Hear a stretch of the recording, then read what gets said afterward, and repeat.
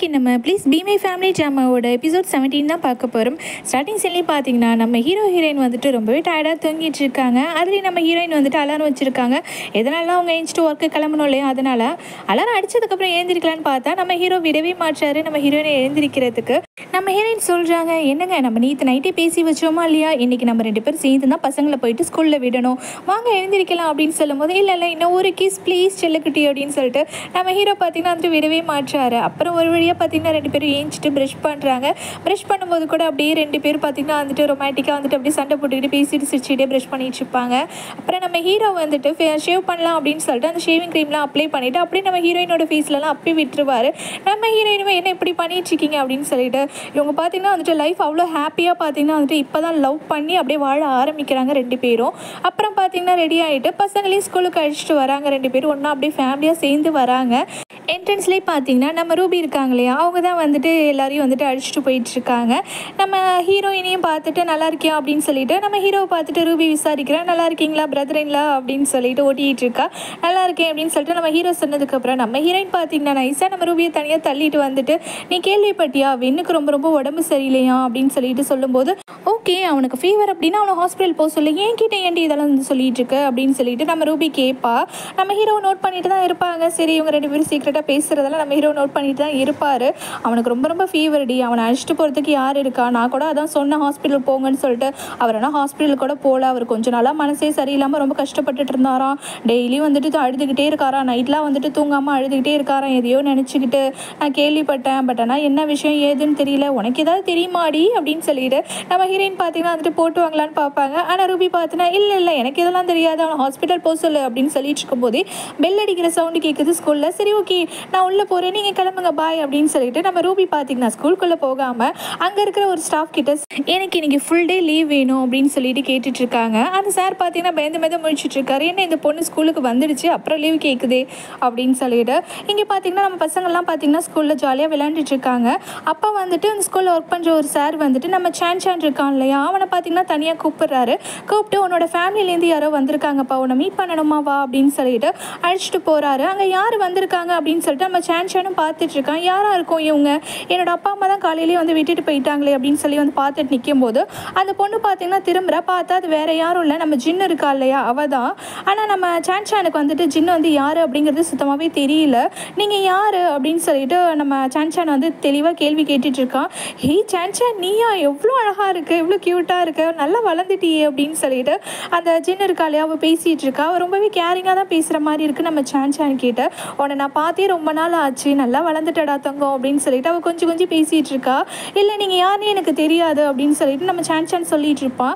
இதே டைமில் அந்த சின் பார்த்தீங்கன்னா வந்துட்டு இது மாதிரி நீ வந்துட்டு நிறைய கிஃப்ட்ஸ்லாம் கேட்டல, உனக்கு நான் ப்ராமிஸ் பண்ணி கொடுத்தல, அதேமாரி பாரு உனக்கு நிறைய கிஃப்ட்ஸ்லாம் வாங்கிட்டு வந்திருக்கேன் அப்படின்னு சொல்லிட்டு அவன் நிறைய டாய்ஸ்லாம் கொடுப்பா.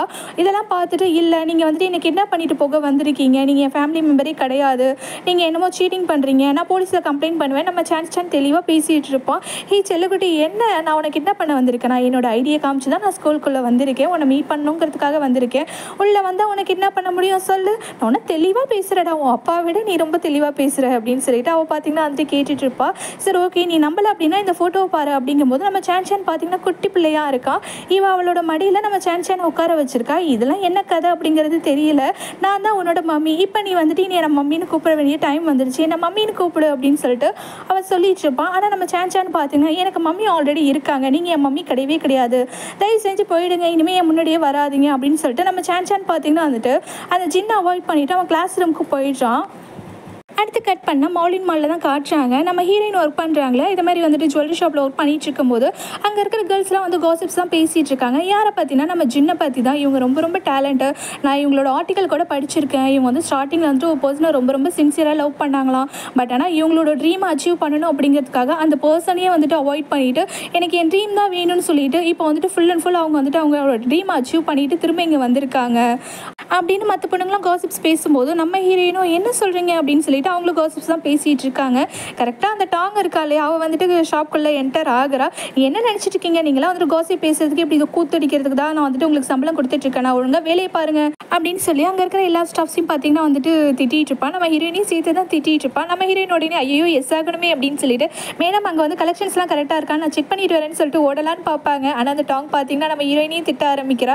என்ன ஸ்டார்டிங்கில் சேரும்போது ரொம்ப ரொம்ப சின்சியராக வேலை பார்ப்பேன்னு சொல்லியிருந்தேன், இப்போ அந்த சின்ன பற்றி கதை அடிச்சுட்டு உட்காந்துருக்கேன், இங்கே பாரு ஸ்டூப்பிடாக இருக்காத, உனக்கு நான் கொடுக்குற அட்வைஸாக நினச்சிக்கோ, கண்ணை திறந்து உன்னை சுற்றி முற்றி என்ன நடக்குது அப்படிங்கிறத தெளிவாக கவனி அப்படின்னு சொல்லிட்டு அட்வைஸ் பண்ணிட்டு போகிறான். அடுத்ததான் நம்ம வெண்ணு இருக்கான் இல்லையா, அவளை தான் காட்டுறாங்க. நம்ம ஹீரோயின் வந்துட்டு ரூபி கிட்ட சொன்ன மாதிரி அவனுக்கு ரொம்ப ரொம்ப ஃபீவராக இருக்குது, அவனால் எழுந்திரிக்கவே முடியல, இதில் வேற அலாரம் வச்சிருக்கான், அவனுக்கு ஒரு மீட்டிங் இருக்குது. முக்கியமாக வந்துட்டு நம்ம ஹீரோவும் வெண்ணும் சேர்ந்துக்கிட்டு இன்றைக்கி வந்து ஜின் கூட பார்த்தீங்கன்னா வந்துட்டு ஒரு அக்ரிமெண்ட் போடுறதுக்கான மீட்டிங் இருக்குது. ஐயோ போகணுமே, மச்சான் வேற வர சொன்னானே அப்படின்னு சொல்லிட்டு அவன் கஷ்டப்பட்டு பார்த்தீங்கன்னா வந்துட்டு அவ்வளோ ஃபீவர்லேயும் ஏஞ்சி அப்படியே கிளம்பி வெளியில் வரான், கோட்லாம் மாட்டிட்டு வெளியில் வரான். நம்ம ரூபி இருக்கா இல்லையா, அவள் ஆல்ரெடி பார்த்தீங்கன்னா இவனுக்காக கொஞ்சம் சாப்பாடுலாம் செஞ்சு எடுத்துகிட்டு வந்திருக்கா. பட் ஆனால் வந்துட்டு எப்படி உள்ளே போகிறது, அவன் ஏதாவது நினச்சிப்பானோ அப்படி இப்படின்னு சொல்லிட்டு அவளுக்கு ஒரு மாதிரி இருக்குது, எப்படா டோர் பெல் அழுத்தலாமா அப்படின்னு சொல்லிட்டு அவள் யோசிச்சுட்டே இருக்கா. கடைசியில் பார்த்தீங்கன்னா வந்துட்டு நம்ம வெண்ணு இருக்கான் இல்லையா, அவனை கதை ஓப்பன் பண்ணிடுறான். கதை ஓப்பன் பண்ணிவிட்டு அவன் அப்போ தான் பொறுமையாக நிமிர்ந்து பார்க்குறான். இவன் பார்க்குறா என்னடா இது அப்படின்னு சொல்லிட்டு இவன் வந்து நிற்கிறாளே, நமக்கு ஃபீவர் அதிகமாகி ஹாலுசினேஷன்லாம் வந்துடுச்சு போல், ரூபி கண்ணு முன்னாடி நிற்கிற மாதிரிலாம் தெரியுதே அப்படின்னு சொல்லிட்டு அவன் கண்ணத்தில் அவனே அரைஞ்சிக்கிறான். ரூபி இதெல்லாம் பார்த்துட்டு டே லூஸு பயலே, ஹாலுசினேஷன்லாம் கிடையாதுடா லூஸு அப்படின்னு சொல்லிட்டு கேட்கும்போது நீ எங்கே போகிற அப்படின்னு சொல்லி ரூபி கேட்பா. இல்லை ஒரு மீட்டிங் இருக்குது அப்படின்னு சொல்லிட்டு வென் சொல்லும்போது மீட்டிங்கா, வா இவ்வளோ ஃபீவர் வச்சுக்கிட்டு மீட்டிங் போறியா, நீ மீட்டிங்கு உள்ளே போ அப்படின்னு சொல்லிட்டு ரூபி பார்த்தீங்கன்னா அவனை தருத்தன்னு உள்ளே அழிச்சிட்டு போயிட்டு அவனோட ட்ரெஸ் சேஞ்ச்லாம் பண்ண வச்சு அவனை பார்த்தீங்கன்னா பெட்டில் உட்கார வச்சுட்டு அவள் கொண்டு வந்த ஃபுட்டு பார்த்தீங்கன்னா வந்துட்டு அவனுக்காக வந்து ஒரு பவுலில் போட்டு கொடுப்பா. இந்த வெண் பைபிளில் பார்த்தீங்கன்னா இதான் சரியான டைம் அப்படின்னு சொல்லிட்டு அவன் பார்த்தீங்கன்னா வந்துட்டு ஐயோ எனக்கு கையெல்லாம் நடுங்குது, நான் எப்படி வாங்கி சோப்படுறது சொல்லி நான் மேலெல்லாம் கொட்டிப்பேன், நீ ஏன் ஊட்டி விட்டேன்டி செல்லக்குட்டி அப்படின்னு சொல்லி கேட்குறான். டே ஒழுங்காக இருந்துக்கடா, உனக்கு ஃபீவர் தான், உனக்கு என்ன கை காலை பேரலைஸ் ஆகிடுச்சு, ஒழுங்கு மாதிரியா இந்த பவுலை வாங்கி நீயே சாப்பிட்றேன் இல்லை நான் கிளம்பவா அப்படின்னு சொல்லும்போது இல்லை நானே சாப்பிட்றேன் அப்படின்னு சொல்லிட்டு அவன் பார்த்தீங்கன்னா பொறுமையாக வாங்கிட்டு அந்த பவுல் எடுத்துகிட்டு சாப்பிட ஆரம்பிக்கிறான். பட் ஆனால் அவனுக்கு கை பார்த்தீங்கன்னா வந்துட்டு நல்லா நடுங்கிக்கிட்டே இருக்கு, அவனால் சாப்பிடவே முடியலை. விட்டால் அவனோட ட்ரெஸ் ஃபுல்லாக கொட்டிப்பான் போல். இதை பார்த்துட்டு ரூபியுமே வேறு வழி இல்லாமல் சிரிக்கூட நானே வந்துட்டு உனக்கு ஊட்டி விடுறேன் அப்படின்னு சொல்லிட்டு அவள் பார்த்தீங்கன்னா வந்து ஊட்டி விட வரா. நான் தான் ஊட்டி விட வரேன்னு கொஞ்சம் கிட்டக்க வந்து வாயை துறையேன் அப்படின்னு சொல்லிட்டு திட்டுவா. என் செல்லக்குட்டி எனக்கு எவ்வளோ ஃபீவராக இருக்குது, நான் எப்படி கிட்டக்க வந்து வாயை திறக்கிறது, நீ தான் கொஞ்சம் கிட்டக்க வந்து ஊட்டி விடேன் அப்படின்னு சொல்லிட்டு அவன் சொல்லுவா. சரி ஓகே இவ்வளோ தூரம் வந்துட்டோம் ஊட்டி விட்டுடலாம் அப்படின்னு சொல்லிட்டு நம்ம ரூபியுமே பார்த்தீங்கன்னா பல்ல கடிச்சிட்டு அவங்க கூட கொஞ்சம் க்ளோஸாக வந்துட்டு கொஞ்சம் கொஞ்சமாக பார்த்தீங்கன்னா அந்த சாப்பாடெலாம் ஊட்டி விட்டுட்டு இருக்கா. நீ என்ன ஸ்கூலுக்கு போலியா, இங்கே வந்துட்டியே அப்படின்னு சொல்லி கேட்கும்போது அதெல்லாம் உனக்கு தேவையில்லாதது அப்படின்னு சொல்லிட்டு முதல்ல ரூபி பார்த்தீங்கன்னா அந்த சாப்பாடு ஊட்டி விட்டுட்டு இவனுக்கு டெம்பரேச்சர் தான் செக் பண்ணுறா. டெம்பரேச்சர் ரொம்பவே அதிகமாக தான் இருக்குது. உடனே அவள் பார்த்தீங்கன்னா வந்துட்டு உள்ளே போயிடுறா. செல்லக்குட்டி எங்கே போனா, என்னை தயவு செஞ்சு விட்டுட்டு போயிடாத, என்னை பார்த்துக்க கூட யாருமே இல்லை, அப்படியே வந்துட்டு அனாதையாக கிடப்பேன் அப்படின்னு சொல்லும்போது நான் எங்கேயும் உன்னை விட்டுட்டு போகல அப்படின்னு சொல்லிட்டு அவள் என்ன பண்ணுறான்னா போயிட்டு கிளாத்தை தான் வந்துட்டு தண்ணியில் நினச்சி எடுத்துகிட்டு வந்திருக்கா. அவன் ரொம்ப ஹீட்டாக இருக்குது உன் உடம்பு, முதல்ல வந்துட்டு அதை வந்துட்டு கூல் பண்ணி ஆகணும் அப்படின்னு சொல்லிட்டு அவள் பார்த்தீங்கன்னா வந்துட்டு அவனோட கழுத்தில் அப்புறம் கையில் எல்லா இடத்துலையும் பார்த்தீங்கன்னா அந்த துணியால் தொடச்சி விட்டுட்டு இருக்கா. அப்போ அவன் சொல்லிட்டு இருக்கான் இது எல்லாத்துக்கும் காரணமே நீ தான், நீ என் லவ் அக்செப்ட் பண்ணிக்கவே மாட்டேற, அந்த கவலையிலேயே தான் எனக்கு இப்படி ஃபீவரே வந்துச்சு தெரியுமா அப்படின்னு சொல்லிட்டு இருக்கான். நான் உன்கிட்ட பல டைம் சொல்லிட்டேன் உன்னை எனக்கு பிடிக்கலன்னு சொல்லிட்டு அப்படின்னு சொல்லிட்டு ரூபி எப்பவும் போல பேசிகிட்டு இருக்கா. அடுத்த சீன்லேயே பார்த்தீங்கன்னா நம்ம ஹீரோ தான் காட்டுறாங்க. நம்ம ஹீரோ பார்த்தீங்கன்னா அவரோட ஆஃபீஸில் உட்காந்துட்டு இன்றைக்கி வந்து ஜின் கூட போட வேண்டிய அந்த அக்ரிமெண்ட் பற்றி தான் படிச்சுட்டு இருக்காரு. அப்போ கரெக்டாக நம்ம ஹீரோட அசிஸ்டன்ட் வந்துட்டு நம்ம ஹீரோ கிட்ட சொல்லிட்டு இருக்காரு, சார் இன்னும் கொஞ்சம் நேரத்தில் வந்துட்டு ஜின் மேடம் வந்துட்டு நம்ம மால்குள்ளே வந்துடுவாங்க, நம்ம இதை மாதிரி இன்றைக்கி தான் கான்ட்ராக்ட் சைன் பண்ண போகிறோம், டைம் வந்து இந்த டயத்துக்கு நம்ம சைன் பண்ண போகிறோம் அப்படின்னு சொல்லிட்டு அவர் எல்லாத்தையும் சொல்லிட்டு இருக்காரு. இந்த டைமில் அந்த நம்ம டாங் இருக்கா இல்லையா, அவள் பார்த்தீங்கன்னா கோவமாக வந்துட்டு நம்ம ஹீரோ கிட்ட பேச வரா. டாங் வந்ததுமே நம்ம ஹீரோட அசிஸ்டன்ட் சார் நான் வெளியில் வெயிட் பண்ணுறேன் அப்படின்னு சொல்லிட்டு டாங்கை பார்த்து பயந்துக்கிட்டே இன்றைக்கி என்ன சண்டை போட போகிறாங்களோ நம்ம பாஸ் கிட்ட அப்படின்னு நினச்சிக்கிட்டே அவன் பார்த்தீங்கன்னா வெளியில் ஓடி போயிடுவான். வந்த டாங் பார்த்தீங்கன்னா நம்ம ஹீரோ கிட்ட ரொம்ப ரொம்ப கோவமாக கத்திட்டு இருக்கா. நீ என்ன தான் நினச்சிட்டு இருக்க, நீ யோசிச்சு தான் எல்லாம் பண்ணிட்டு இருக்கியா, திரும்பவும் அந்த ஜின்னை நீ நம்பலாம் அப்படின்னு சொல்லி முடிவு பண்ணிட்டியா, உனக்கு மேரேஜ் ஆகிடுச்சு, உன்னோட ஒய்ஃப் பேரு கியூசைலி ஓகேவா, உனக்கு கல்யாணம் ஆகிடுச்சு. பட் ஆனால் அவள் வந்து திருந்தவே மாட்டா. ஜின் வந்து முன்னாடி எப்படி இருந்தாலும் அப்படி தான் இப்பயும் இருக்கா. அவளை வந்து நம்பி நீ ஏமாந்துடாத, உன் ஒய்ஃபை பாரு, நீ உன் லைஃப்பை பாரு, உன் லைஃப்பில் திரும்பவும் அந்த ஜின்னுக்கு ஒரு இடம் கொடுக்காத. அவள் வந்து 3 வருஷத்துக்கு முன்னாடி எப்படி இருந்தாலும் அப்படி தான் இப்பயும் இருப்பா. அவளாம் மாறுற ஆளே கிடையாது. அவளை நம்பி நீ திரும்பவும் ஏமாந்துடாத. உன்னோட ஒய்ஃப் அவளை அவளை மட்டும் பாரு, அவள் உனக்காக எல்லாமே பண்ணிகிட்டு இருக்கா, அதனால் வந்துட்டு நீ உன்னோட ஒய்ஃபை மட்டும் பாரு, நீ ஒரு கல்யாணமான பையன் அப்படிங்கிறத மறந்துடாத அப்படின்னு சொல்லிட்டு அவள் பார்த்தீங்கன்னா வந்துட்டு கோவமாக சொல்லிட்டு இது என்னோட வார்னிங்காக கூட எடுத்துக்கோ அப்படின்னு சொல்லிட்டு அவள் போயிட்டா. நம்ம ஹீரோக்கு பார்த்தீங்கன்னா என்ன சொல்கிறதுனே தெரியல. அவருக்கும் புரியுது திரும்பவும் ஜின்னை வந்துட்டு நம்ம நம்பி ஏமாறக்கூடாது அப்படின்னு சொல்லிட்டு அவர் நினைக்கிறாரு. ஜின் கிட்ட பார்த்தீங்கன்னா ஜஸ்ட்டு பிஸ்னஸ் ரீதியாக மட்டும்தான் பேசணும் அப்படின்னு சொல்லிட்டு நம்ம ஹீரோ முடிவு பண்ணிடுறாரு. இதுமாரி அவர் யோசிச்சுட்டு இருக்கும்போதே கரெக்டாக பார்த்தீங்கன்னா அந்த ஜின் இருக்கா இல்லையா, அவளும் அவளோட அசிஸ்டண்ட்டும் பார்த்தீங்கன்னா நம்ம மால்குள்ளே தான் வந்துட்டுருக்காங்க. இதேமாரி அக்ரிமெண்ட் சைன் பண்ணுறதுக்காக தான். நம்ம ஹீரோவும் அவரோட அசிஸ்டண்ட்டும் பார்த்தீங்கன்னா வந்துட்டுருப்பாங்க. ஆப்போசிட்டில் 2 பேரும் பார்த்தீங்கன்னா வந்துட்டு கிராஸ் பண்ணும்போது கூட டக்குன்னு பார்த்துக்க மாட்டாங்க. கொஞ்சம் நேரத்துக்கு அப்புறம் தான் ஜின் வந்து நிற்கிறா. நின்றுட்டு அவள் பார்த்தீங்கன்னா வந்துட்டு சாங் அப்படின்னு சொல்லி நம்ம ஹீரோவை வந்துட்டு கூப்பிடுவா. நம்ம ஹீரோவும் பார்த்தீங்கன்னா இந்த வாய்ஸ் கேட்டதும் அப்படியே ஸ்டாப் ஆகி திரும்பி பார்க்குறாரு. பார்த்துட்டு அவர் பார்த்தீங்கன்னா வந்துட்டு யாரோ மாதிரி வணக்கம் அப்படிங்கிற மாதிரி அவர் பார்த்தீங்கன்னா விஷ் பண்ணுறாரு நம்ம ஜின்னை பார்த்து. அப்புறம் வந்துட்டு நம்ம ஹீரோட அசிஸ்டன்ட் இருக்கார் இல்லையா, அவர் பார்த்தீங்கன்னா வந்துட்டு ஜின் கிட்ட போயிட்டு பேசுகிறாங்க. சார் வந்து இப்போ கொஞ்சம் வேலையாக இருக்கார், நீங்கள் போயிட்டு ரூமில் வெயிட் பண்ணுங்கள், சார் வந்து மீட்டிங் ரூமில் வெயிட் பண்ணுங்கள், சார் வந்துடுவாங்க அப்படின்னு சொல்லிட்டு நம்ம ஹீரோட அசிஸ்டண்ட் தான் வந்து சொல்கிறாரு. அந்த ஜின் பார்த்தீங்கன்னா எதிர்பார்த்துருக்க மாட்டா, அவன் வந்துட்டு நல்லா பேசுவான் அப்படின்னு சொல்லிட்டு ஜின் நினச்சிருப்பா. பட் ஆனால் நம்ம ஹீரோ பார்த்தீங்கன்னா ரொம்பவே ஃபார்முலா தான் வந்துட்டு விஷ் பண்ணிட்டு போயிருப்பாரு. அதை பற்றியே யோசிச்சுட்டு அந்த ஜின் பார்த்தீங்கன்னா சோகமாக அந்த இடத்துல நின்றுட்டு இருப்பா. அதுக்கப்புறம் பார்த்தீங்கன்னா நம்ம குட்டி சன்சனை தான் காட்டுறாங்க. சன்சன் வீட்டுக்கு வந்ததுலேருந்து நம்ம குட்டி பாப்பா கூட விளையாடவே மாட்டாங்க, நான் ரொம்பவே சைலண்ட்டாக இருக்கான். இதெல்லாம் நோட் பண்ண குட்டி பாப்பா வந்து தாத்தா வந்ததும் போட்டு கொடுக்க ஆரம்பிச்சிடுறா. தாத்தா இதை மாதிரி பிரதருக்கு என்ன ஆச்சுன்னே தெரியல, ஸ்கூல்லேருந்து வந்ததுலேருந்து ரொம்பவே சேடாக இருக்காரு, வியர்டாக பிஹேவ் பண்ணுறாரு, என்ன விஷயம்னு தெரியலை, என்ன ப்ராப்ளம்னு தெரியல அப்படின்னு சொல்லி அந்த குட்டி பாப்பா வந்துட்டு பிரதர் என் கூட விளையாட மாட்டான் அப்படின்னு சொல்லி ஃபீல் பண்ணி தாத்தா கிட்ட பேசிகிட்டு இருப்பா. இதெல்லாம் கேட்டுட்டு தாத்தா வந்துட்டு செல்லக்குட்டி என்னாச்சு அப்படின்னு சொல்லி நம்ம குட்டி சன்சன் கிட்டே கேட்கும்போது, தாத்தா இன்றைக்கி நான் வந்துட்டு மிஸ்டேக் பண்ணிட்டேன், எனக்கு ஒரு மாதிரி சேடாக இருக்குது, அதனால தான் என்னால் வந்துட்டு சந்தோஷமாக விளையாட முடியல ஜான் பாப்பா கூட அப்படின்னு சொல்லிட்டு நம்ம குட்டி பையன் வந்து சொல்லுவான். சரி ஓகே, என் செல்லக்குட்டி தப்புலாம் பண்ண மாட்டாங்களே, சரி சொல்லுங்கள் என்ன தப்பு பண்ணீங்க சொல்லுங்கள் தாத்தா கிட்ட அப்படின்னு சொல்லும்போது, இல்லை நம்ம தனியாக போய் பேசலாம் அப்படின்னு சொல்லிட்டு நம்ம குட்டி சன்சனும் தாத்தாவும் பார்த்தீங்கன்னா தனியாக வந்துட்டு பேச ஆரம்பிக்கிறாங்க. பேசும்போது பார்த்தீங்கன்னா நம்ம குட்டி சன்சன் வந்துட்டு எல்லா விஷயத்தையுமே சொல்கிறான். இதேமாரி ஒருத்தவங்க வந்தாங்க, அவங்க பேர் வந்து ஜின்னுன்னு சொன்னாங்க, அவங்க தான் என்னோட மம்மின்னு சொல்கிறாங்க, என்னை மம்மின்னு கூப்பிட சொல்லி கூட அவங்க வந்துட்டு ஃபோர்ஸ் பண்ணாங்க, பட் ஆனால் நான் வந்துட்டு என்னோட மம்மி வீட்டில் இருக்காங்க அப்படின்னு சொல்லிட்டு நான் வந்துட்டேன், எனக்கு பயமாக இருக்குது தாத்தா அப்படின்னு சொல்லிட்டு குட்டி சன்சன் வந்து சொல்லுவான். தாத்தாக்கு எல்லாமே புரியுது. சரி ஓகே, நான் வந்துட்டு ஒன்று சொல்லுவேன், இதை நீ அப்பாக்கிட்டேயும் அம்மாக்கிட்டேயும் நம்ம ஜான் பாப்பா கிட்ட கூட சொல்லக்கூடாது, ஓகேவா, இது நமக்குள்ளே இருக்கிற சீக்ரெட், இந்த மாதிரி இன்றைக்கி வந்து ஸ்கூலில் நடந்த விஷயத்தை நீ யாருக்கிட்டையுமே சொல்லக்கூடாது அப்படின்னு சொல்லிட்டு நம்ம தாத்தா வந்துட்டு நம்ம குட்டி சன்சன் கிட்ட ப்ராமிஸ்லாம் வாங்கிட்டாரு. நம்ம பையனும் பார்த்தீங்கன்னா சரி ஓகே நான் கண்டிப்பாக யாருக்கிட்டையும் சொல்ல மாட்டேன், பிங்கி ப்ராமிஸ் பண்ணிட்டான். அடுத்ததாக பார்த்தீங்கன்னா நம்ம ஹீரோட அந்த மாலில் தான் காட்டுறாங்க. இதேமாதிரி பார்த்தீங்கன்னா நம்ம ஹீரோ வந்து வெயிட் பண்ண சொல்லியிருப்பார் இல்லையா மீட்டிங் ரூமில், அங்கே போயிட்டு நம்ம ஹீரோ வந்துட்டு ரொம்பவே ப்ராப்பராக வந்துட்டு அப்படியே வந்துட்டு யாரோ மாதிரி வந்துட்டு இன்ஷோ ஆயிக்கிறாரு நம்ம ஜின் கிட்ட. இந்த ஜின் பார்த்தீங்கன்னா நம்ம ஹீரோவை பார்த்துட்டு அப்படியே ஸ்மைல் பண்ணிக்கிட்டு பேச வருவா. பட் ஆனால் நம்ம ஹீரோ அதெல்லாம் கண்டுக்கவே மாட்டார். யாரோ மாதிரி இன்ஷோ ஆகிக்கிட்டு உட்காருங்க ப்ளீஸ் அப்படின்னு சொல்லிட்டு அவர் பார்த்தீங்கன்னா பிஸ்னஸ் ரீதியாக வந்துட்டு பேச ஆரம்பிக்கிறாரு. இதே மாதிரிலாம் நம்ம ஹீரோ வந்துட்டு பிஹேவ் பண்ணுறதால ஜின்க்கு என்ன சொல்கிறதுனே தெரியல. அவள் பார்த்திங்கன்னா அப்படியே சேடாக உட்காந்துடுறா. அப்புறம் நம்ம ஹீரோட அசிஸ்டன்ட் இருக்கா இல்லையா, அவர் பார்த்திங்கன்னா அந்த கான்ட்ராக்ட் வந்துட்டு ஃபுல்லாக படிக்கிறாரு. இதேமாரி நம்ம ஹீரோட அசிஸ்டன்ட் அப்புறம் வந்துட்டு ஜின்னோட அந்த மேனேஜர் இருக்கா இல்லையா, இவங்க 2 பேரும் தான் பார்த்திங்கன்னா அந்த கான்ட்ராக்டை பற்றி ஃபுல் அண்ட் ஃபுல் படித்து என்னென்ன கிளியர் பண்ணிக்கலாம், இல்லை எதாவது சேஞ்ச் பண்ணணுமா அப்படின்னு சொல்லிட்டு ஃபுல் அண்ட் ஃபுல் பார்த்திங்கன்னா வந்துட்டு அந்த கான்ட்ராக்டை பற்றி தான் வந்து படித்து பார்த்துட்டு இருக்காங்க. 2 பேரும் டிஸ்கஸ் பண்ணிகிட்ருக்காங்க. நம்ம ஹீரோ ஒரு வார்த்தை கூட பேசலை. முடிஞ்சதுக்கப்புறம் நீங்கள் சைன் பண்ணிடுங்க அப்படின்னு சொல்லிட்டு நம்ம ஹீரோ பார்த்திங்கன்னா ரூமை விட்டு போயிட்டாரு. இதே மாதிரி நம்ம ஹீரோ வந்துட்டு பிஹேவ் பண்ணதால் அந்த ஜின் பார்த்திங்கன்னா ரொம்பவே சேட் ஆகிடுறா. சரி கான்ட்ராக்ட்லாம் பற்றி பேசினதுக்கப்புறம் பர்சனலாக ஏதாவது பேசலாம் அப்படின்னு சொல்லி அவள் நினச்சிட்டு இருந்திருப்பா. பட் ஆனால் நம்ம ஹீரோ இப்படி பண்ணுவார் அப்படின்னு நினச்சிருக்க மாட்டா. அடுத்ததான் நம்ம ஹீரோயினை தான் காட்டுறாங்க. கரெக்டாக பார்த்திங்கன்னா நம்ம ஹீரோயினோட ஷாப்பில் ஒர்க் பண்ணல ஒரு பொண்ணு பார்த்திங்கன்னா வந்துட்டு மிஸ் மியூ வராங்க இன்றைக்கி அப்படின்னு சொல்லிட்டு நம்ம ஹீரோயின் கிட்டே சொல்லிட்டு போவாங்க. அந்த மிஸ் மியூ இருக்காங்க இல்லையா, அவங்க எப்போவுமே வரதுக்கு முன்னாடி சொல்லிடுவாங்க இதுமாதிரி நான் வரப்போகிறேன் அப்படின்னு சொல்லிட்டு. பட் ஆனால் இன்றைக்கி சொல்லாமல் கொள்ளாமல் ஃபாஸ்ட்டாக வராங்க. வந்துட்டு நம்ம ஹீரோயின் கிட்ட பார்த்திங்கன்னா வந்துட்டு உனக்கு இருக்கிற டேலண்ட்டுக்கு நீ எங்கேயோ இருக்க வேண்டியது, நீ வந்துட்டு இதேமாரி வந்துட்டு சேல்ஸ் எக்ஸிக்யூட்டிவாக உன்னோட லைஃபையே நீ வீணாக்கிட்டு இருக்க. நான் வந்துட்டு இதுமாதிரி பிஸ்னஸ் ட்ரிப்புக்கு போயிருந்தேன், என் ஃப்ரெண்ட்ஸ்லாம் பார்த்துட்டு இந்த ரிங்கோட டிசைன் அவ்வளோ சூப்பராக இருக்குன்னு சொல்லிட்டு ஓஹோன்னு புகழ்ந்தாங்க. உனக்கு ரொம்ப ரொம்ப டேலண்ட் இருக்குது, நீ ஒரு பெரிய டிசைனராக வருவ. அது மட்டும் இல்லை, என்னோடய ஃப்ரெண்டு வந்துட்டு அப்ராடில் வந்துட்டு ஒரு ஷாப் கூட ஓப்பன் பண்ண போகிறா, ஜுவல்லரி ஷாப்பு.